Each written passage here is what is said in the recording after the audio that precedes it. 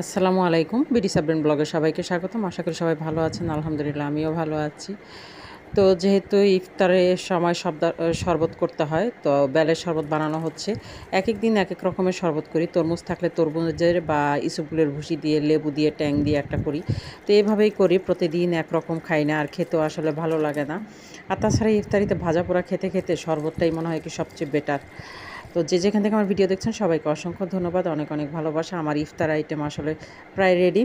মোটামুটি মানে সাধারণভাবে সব ইফতার করি আমি ঘরে। আর শসা কেটে নিয়েছি, সালাদ নিয়েছি, খেজুর নিয়েছি। আমি আসলে সবসময় চেষ্টা করি ঘরেই সব ইফতার তৈরি করার জন্য। কারণ বাহির থেকেও কিনে আনি, বাহির থেকে আনি না এটা না, বাহির থেকেও আনি। আর আমার বিড়ালগুলো এই যে একেকজন একেক জায়গায় রোজা রেখে খুবই ক্লান্ত, ওরা রেস্টে আছে। আমি ইফতার তৈরি করতেছি, ওরা রেস্ট করতেছে। ওরা অনেক আমার চেয়ে বেশি ক্লান্ত হয়ে গেছে ওরা। ওরা আর কোথায় কোথায় যাবে আমি জানি না। খুবই ক্লান্ত, কারণ ইফতারের পরেই ওদের খাওয়া দাওয়ার টাইম। তো এখানে প্রায় আমার ইফতার রেডি।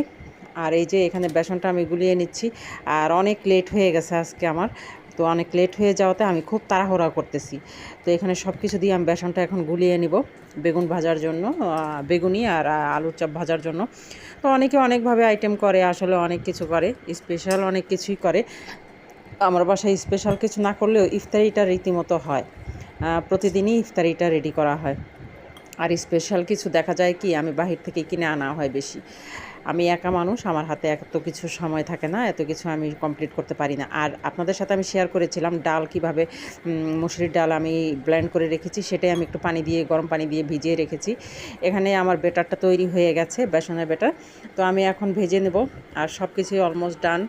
আমি একবারে তো বুট তো বাগার দিয়ে রেখে দেই ফ্রিজে, সেটাও নামিয়ে নিয়েছি। এখান থেকে আমি কিছুটা গরম করে নেব ইফতারের জন্য। তো আসলে আমি এই চেষ্টা করি শর্টকাটে কীভাবে করা যায়, কারণ আমি অনেক অনেক বিজি থাকি, আমার একা হাতেই সব কিছু করতে হয়। সেই জন্য অনেকে অনেকভাবে হয়তো বা করতে পারেন, কেউ অন্যরকমভাবে নেবেন না। সবাই সাপোর্ট করবেন, পাশে থাকবেন। আর ভিডিওটি কেমন লাগলো অবশ্যই কমেন্ট করে জানাবেন। আর বাহিরের পরিবেশটা কিন্তু আলহামদুলিল্লাহ অনেক সুন্দর লাগছে। মাঝে মাঝে ছাদ বাগানটা এত ভালো লাগে। কাজের ফাঁকে ফাঁকে আবার একটু ছাদেও আসি দেখার জন্য, সব কিছু দেখে যাই। আমার বিল্লুগুলো ওরাও আসে, আমার কাজের আশেপাশেই থাকে।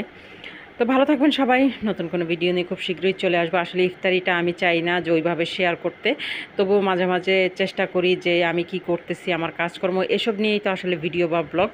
ইফতারি শো করা না, বা আমি কি করছি সেটা শো করা না। তো এই তো আমি বেগুনি ভেজে নিচ্ছি। ভালো থাকবেন সবাই, আল্লাহ হাফেজ।